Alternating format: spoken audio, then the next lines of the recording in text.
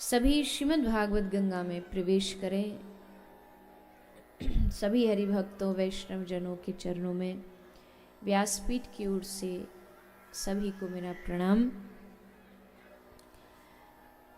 आज हम सभी कथा के षष्ठ दिवस में छठवें दिन में प्रवेश कर रहे हैं।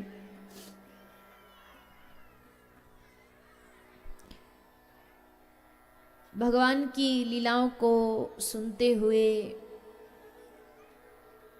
उनका आनंद लेते हुए, लीलाओं का दर्शन करते हुए इस कथा के माध्यम से हम सभी अपने जीवन को धन्य कर रहे हैं।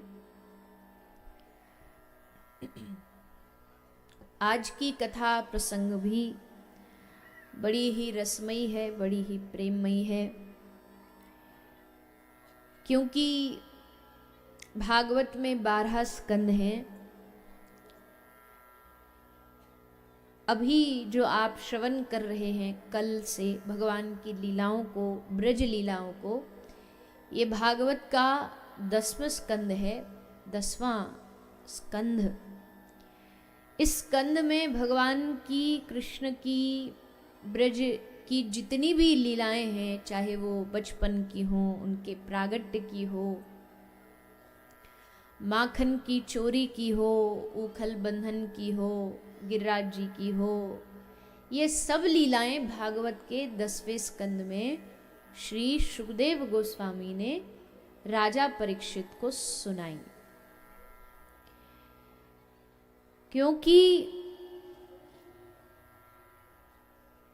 कृष्ण कथा बड़ी रसमयी है, रस से भरी हुई है, प्रेम से भरी हुई है, इसलिए सुखदेव जी ने सोचा कि जिस राजा की कल मृत्यु होने वाली है, माने 7वें दिन जिसकी मृत्यु होने वाली है, उसके मन में से मृत्यु का डर कैसे निकाला जाए, उसके मन से भय कैसे निकाला जाए। तो उसका मन कहीं ऐसी जगह लगा दिया जाए कि वो भूल जाए कि उसका काल नजदीक है, उसकी मृत्यु नजदीक है। जैसे कोई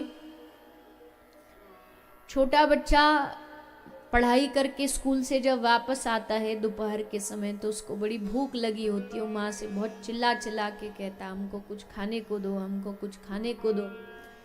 पर मैया को पता घर में बना तो कुछ नहीं रखा है, इसके लिए जो कह रहा है वो बनाना पड़ेगा, और उसको बनाने में थोड़ा समय भी लगेगा, और जितना देर समय लगेगा उतना ये चिल्लाता ही रहेगा, हमको चीखता रहेगा, भोजन दो, खाना दो।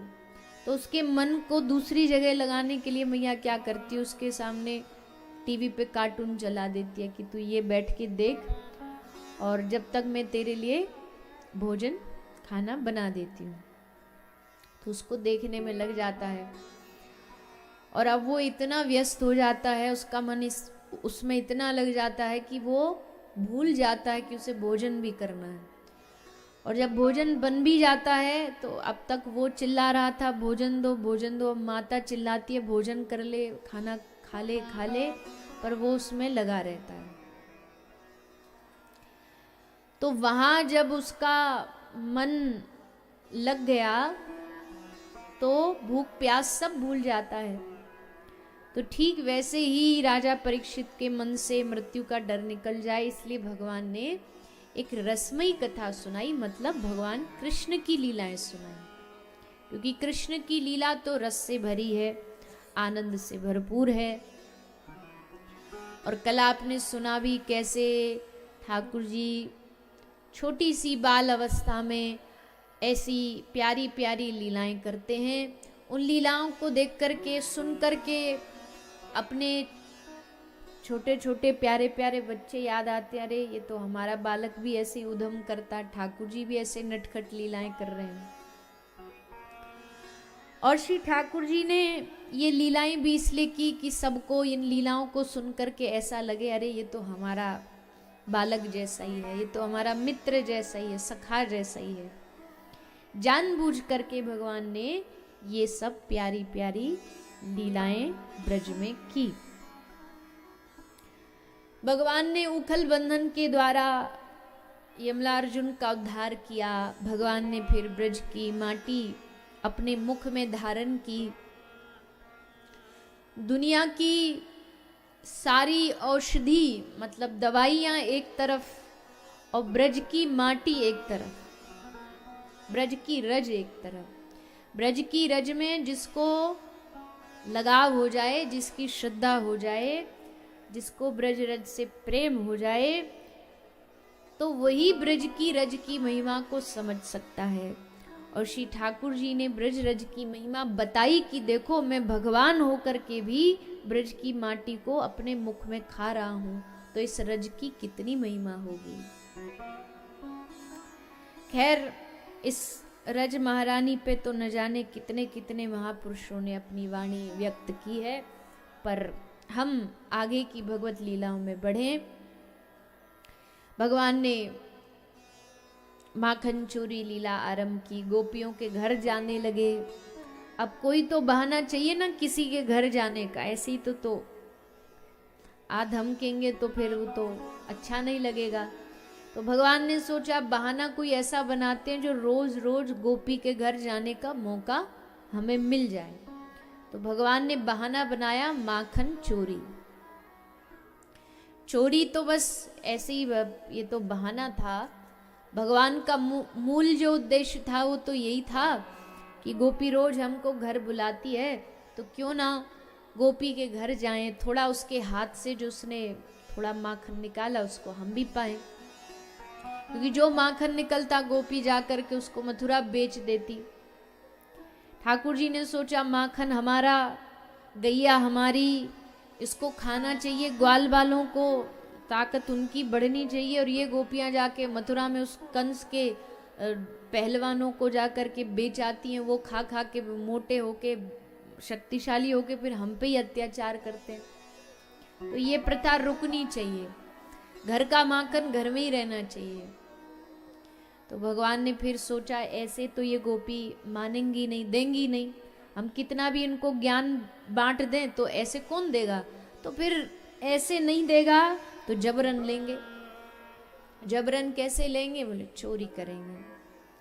सब ग्वाल वालों के सामने भगवान ने प्रस्ताव रखा कि भैया हमारा मन है कि गोपियों के घर जाके माखन चुराया जाए। मन सुखा बड़ी जोर से हंसा, अरे बावरे कन्हैया, तेरो अभी अभी जन्म भयो ना, या ब्रज में अभी तू बच्चा है, अभी तू कहा जाने ब्रज की गोपी कैसी होए। बोले कैसी होए, कई दिन गलती थे हम चोरी करते भई इन्हें पकड़ लिए ना, और कई गोपी को एक झापड़ हमारे ऊपर लग गयो तो वही राम नाम सत्य है जाएगो हमारो। हट्टी कट्टी गोपियां कोई ऐसी थोड़ी है।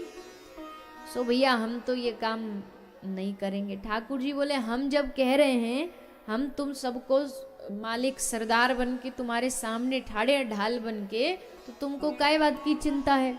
भगवान सबको थोड़ो थोड़ो उत्साह दे रहे हैं कि हम है ना तुम्हारे साथ। जैसे उन नेताजी को कहते हैं ना, नेताजी तुम आगे बढ़ो हम तुम्हारे साथ हैं, तो नेताजी को भी जोश आता, अच्छा इतने लोग हमारे संग हैं। तो ठाकुर जी बोलो कौन कौन हमारे संग है, हाथ उठा के बताओ। तो सब ग्वाल बालन ने हाथ उठा लिए। एक आध जो डर भी रहे उनने सोची कि तुम बच के कन्हैया की मंडली ते बाहर जाओगे कहाँ, कन्हैया ते ही काम है हमारो, तो यहाँ की मंडली में तो शामिल होना ही पड़ेगा। तो उनने भी हाथ ठाड़े कर दिए, हाँ लाला हम करेंगे। और फिर ठाकुर जी ने ब्रज मंडल में चोरी करनो आरंभ करो। सारे ब्रज में हल्ला मच गयो, अरे भैया एक बड़ी खतरनाक गैंग बनी है ब्रज में, जो सबन के घर जाके चोरी करे है, हाथ साफ करे। और ना की चोरी, चलो चोरी कर करू के निकल जाए तो अलग बात, पर जितने तुम्हारे दही के मटका मटकी उनने और फोड़ जाए। गोपी आके मैया ते शिकायत करती, मैया तेरो छोरा ऐसे ऐसे चोरी करे। अब वो तो शिकायत करने आती, पर मैया तो खुश हो जाती। खुश क्यों होती, बोले अरे गोपी मैं तो यही सोच सोच के मुँह को नींद रहा है कि कन्हैया माखन खावे क्यों ना है, कन्हैया माखन खावे क्यों ना है। पर अब मोको तसल्ली है गई, चल मेरे घर में नहीं कम से कम तुम्हारे घर में तो खा ले। कोई गोपी कहती, अच्छो मैया तेरो छोरा जो बर्तन फोड़े वाको कहा मैया वाको सबको जो उत्तर है मैया के ढोरे तैयार है। मैया अपने छोरा को नाम कहीं बिगड़न नहीं दे सके। सो मैया बोली कि इतने ही मटका मटकी फूटने को तुमको डर है तो माटी के मटका रखो ही काहे को, पीतल के बर्तन रखे करो जो फूटे ही नहीं। अच्छो मैया जो बात गोपी कहे तो मैया गोपी सोची ये मैया ऐसे नहीं मानेगी, क्योंकि प्रेम ही इतना है, प्रेम में थोड़ी कहीं किसी में अवगुण दिखाई देते हैं। सो नहीं मानी यशोदा मैया। ब्रज में ऐसा ही रस बरसता रहा। फिर भगवान ने 7 वर्ष की अवस्था में गिरिराज महाराज की पूजा करने का विधान बनाया। कैसे विधान बनाया? ब्रजवासी हर वर्ष हर साल इंद्र की पूजा करते आ रहे थे, और ये परंपरा आज से नहीं बरसों से चली आ रही थी, क्योंकि सब गोप थे, सब किसान थे, सबके अनाज होने के लिए बारिश चाहिए, और मेघों का देवता इंद्र ही है, देवराज है, तो सब उसकी प्रसन्नता के लिए इंद्र की पूजा हर वर्ष किया करते थे। लेकिन श्री ठाकुर जी ने जाकर के सबको समझाया। सबको क्या समझाया? कि जब तुम्हारे इष्ट भगवान नारायण हैं तो फिर तुम सब देवी देवताओं के पास जा जा करके क्यों भटक रहे हो? जो तुम्हारा इष्ट है उसकी शरण में जाओ। लोभ लालच के कारण आज इस देवी की शरण में, आज उस देवता की शरण में, ये सही भक्ति नहीं है।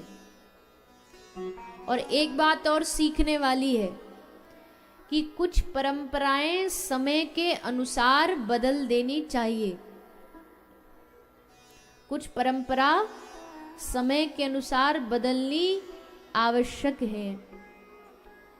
बहुत सारी ऐसी परंपरा जो पूर्व वर्ष से चलती आ रही हैं, खानदान में चलती आ रही, अगर वो अच्छी परंपरा हैं तो मानिए, पर अगर उस परंपरा से किसी को कष्ट हो रहा है, किसी को जरा भी तकलीफ हो रही है, तो उसको छोड़ने में, उसको त्यागने में जरा भी संकोच नहीं करना चाहिए।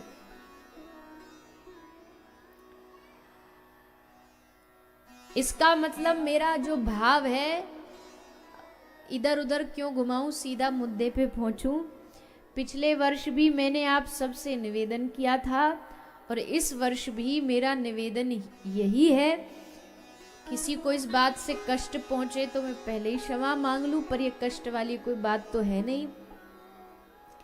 पिछले वर्ष मुझे ध्यान है कुछ ऐसा घटनाक्रम घटा था, फिर मैंने निवेदन भी किया था आप सभी से, और इस वर्ष भी निवेदन करूं कि कुछ अभी भी क्षेत्र ऐसे हैं जहां कुछ रूढ़िवादिता ऐसी हैं जिनको अभी भी लोग धर्म के नाम से जोड़ देते हैं। ये धर्म है। कोई घर में प्रसन्नता है, कोई खुशी का विषय है, कोई घर में बालक का जन्म है, जन्मदिन है, ब्याह है, शादी की सालगिरह है, ये है वो है, तो उसमें क्या करते हैं?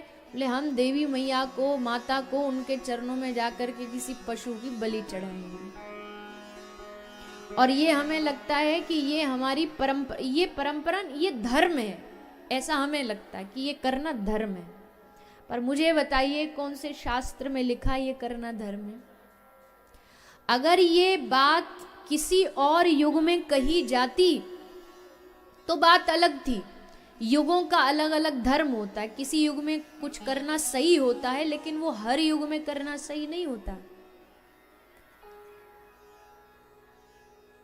इसीलिए एक ही बात समझ लीजिए ना, ज्यादा समझने की और ज्यादा प्रवचन की जरूरत ही नहीं। यहाँ इतनी सारी माताएं इतनी भारी संख्या में बैठी हो, मैया बस इतना बता दो कि आपके सामने आपके बेटे की कोई हत्या करे, इसमें आपको खुशी होगी कि दुख होगा?